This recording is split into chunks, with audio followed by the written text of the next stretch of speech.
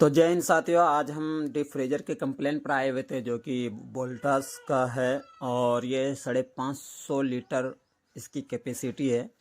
और इसमें दिक्कत कस्टमर ये कह रहे हैं कि हमारा कूलिंग नहीं आ रहा है। इससे पहले भी एक दो बार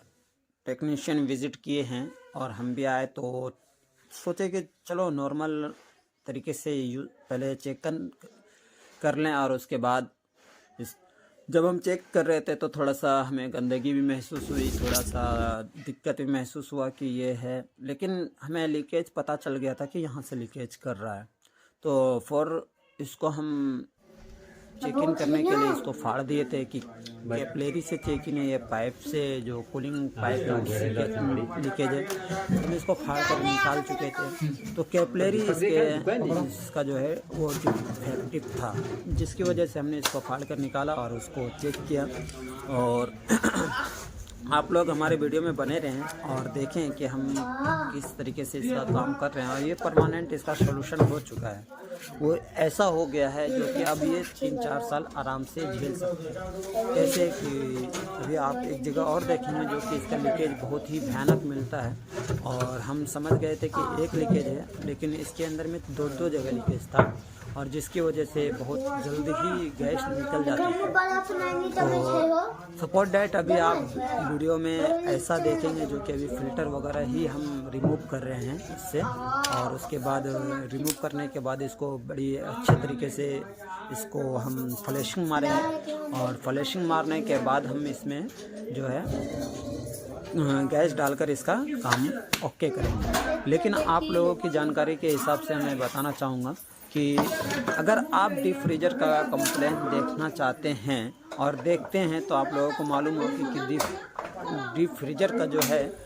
लाइफ वो ज़्यादा दिन तक नहीं होता है, क्योंकि एक बार गैस उसके अंदर में चार्ज कीजिए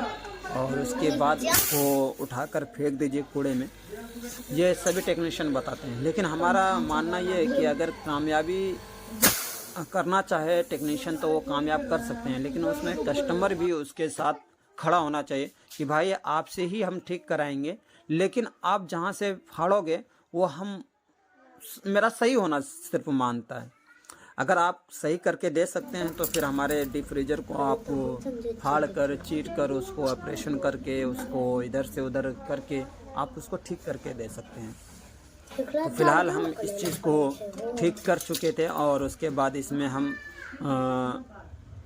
कैपलेरी वगैरह लगा रहे थे और उसके बाद आप आगे देखिएगा कि कितना भयानक तरीके से आगे हमें लीकेज मिलता है, जो कि आप भी सोचिएगा कि भाई इतना सारा काम होने के बाद। तो अभी ये फाइनली एक अंडर का डोर है जो कि यहाँ पर लीकेज मिलता है हमें, और आप भी देख सकते हैं वीडियो के माध्यम से कितना भयानक लीकेज है, एकदम तुरंत ही गैस निकल जाती है। तो हमने इसके अंदर में गैस डाला था पहले, फिर उसके बाद इसके अंदर में गैस डालने के बाद वो गैस को उड़ाया, फिर उसके बाद इसको चेक इन किया, फिर उसके बाद इसमें हम इस चीज़ को यहाँ पर वेल्डिंग करने के बाद इसको प्रेशर होल्ड किया और प्रेशर होल्ड करने के बाद ही हम चेक इन किए कि भैया अब गैस लीक हो रहा है या नहीं हो रहा। तो पूरा एक डीप फ्रीजर में आप अगर 4-5 घंटे लगाते हैं कंप्लेन में तो इज़ ओके हो जाएगा वो कंप्लेन, वो प्रोडक्ट ओके हो सकता है। लेकिन टेक्नीशियन के ऊपर विज़िट करने के बाद वो टेक्नीशियन किस तरीके से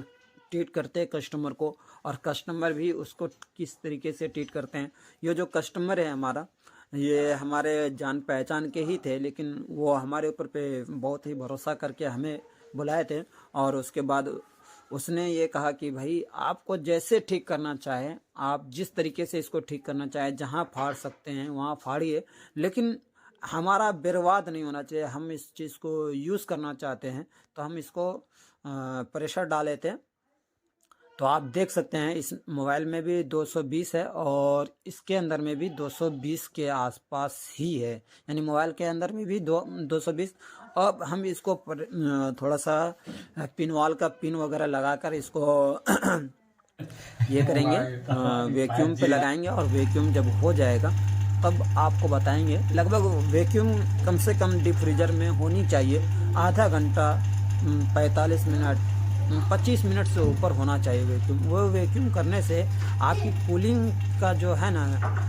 कैपेसिटी ज़्यादा बेस्ट और अच्छी मानी जा सकती है। बहुत ही अच्छा हो जाता है कूलिंग, जिसकी वजह से मैं आपको सजेस्ट करूँगा कि अगर आपके पास वैक्यूम मशीन हो तो ज़्यादातर वैक्यूम मशीन से ही कूलिंग करें। और उसके बाद डीप फ्रीजर का कंप्लेन अगर कहीं पर करने जाते हैं, उस पोजीशन पे आप अपना काम, सबसे फ़ायदा वाली ये है कि आप उस चीज़ को